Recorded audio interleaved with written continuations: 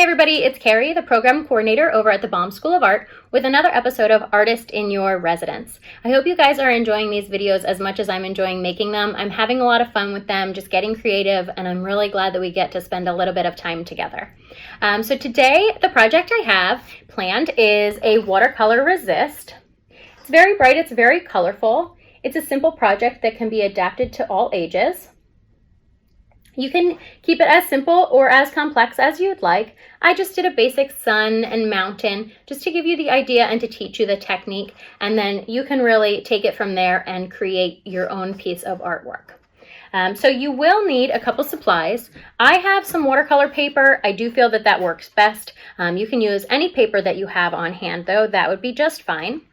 You will need a white crayon. I just have this tiny white crayon, that will be plenty. Watercolor paints. I have this very inexpensive set that I got. It has a bunch of colors. That works just fine. We will need a brush and some water. And I always like to keep a little tissue on hand or a little napkin just to dab my paint. I want to give you a quick tip before we try with our art. So if you don't have watercolor paints, I don't want you to think that you can't participate in this project. If you have washable markers, that would work just fine. So if you get a glass plate of some sort, this is just a glass paint palette, and you grab your washable markers, you can actually just kind of scribble on your plate there. There you go. Just kind of scribble your color on and add a very tiny bit of water, and you've got watercolor paint. So you can absolutely participate in this project, even if you don't have watercolor. If you don't have a paintbrush, you can use a Q-tip. That works just as good too. Okay, so let's get started. You will need to draw your design out on your paper. I have pre-drawn it. It's a little bit hard to see when I hold it up. If I hold it just at the right angle, you might be able to see my design on there. I did draw it out in pencil so that you would be able to see how I drew it. Again, you're not going to draw it in pencil. You're just going to draw it in the white crayon, but you'll see I just did some half circles up there for the sun, some swirlies for the cloud, and then just some lines down at the bottom for our mountain. So you will want to take a couple minutes and draw that onto your paper. I've already pre-done that for us, so I'm going to start with the painting just so you guys can see how I did that. You'll want to work independently on it, so let's get started. So I like to start with the lightest color first, so I'm going to start with my sun, and I'm going to start with the yellow. So I'm just going to grab my paintbrush, dab a little water off of it, and I'm going to pick up some of this yellow paint here. Okay, so then I'm just going to apply my watercolor onto my paint, onto my paper here.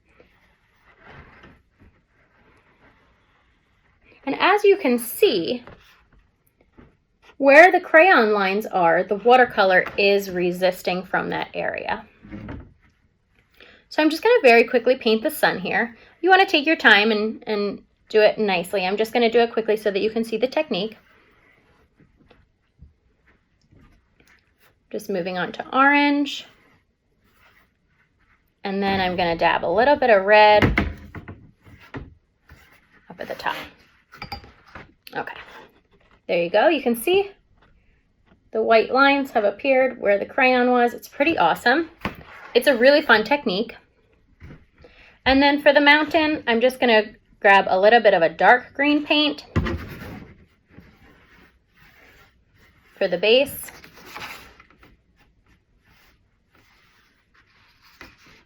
And then a bit of a light green paint to finish the mountain. And I'm just going to take that right to the top of the line. Okay. Very awesome. So this is what we have so far. I think it looks great. It's really colorful. I did wait until both of those parts dried until I went and did my background in the blue.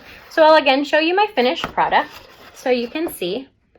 Looks pretty fun. It's pretty awesome. I really like this project. So I hope you have a lot of fun creating that. I do have another little fun thing that I want to tell you guys about. One thing that's really awesome to do with a resist is secret messages. So I have a couple secret messages back here that I did to show you how it works. So I did this one, stay creative, because we want you guys to remember to stay creative during this time. And I have another one here, be happy. Just to remind us to be happy during this time too. So I did some other secret messages that I did just especially for you guys. So I have one here. I heart Baum. We do heart Baum. And another special one. We miss you. We do miss you. We miss seeing you at school. We miss seeing you in classes. I hope you guys enjoyed spending this time with me on Artist in Your Residence. I hope you get a little bit creative and enjoy the day. We'll see you next time.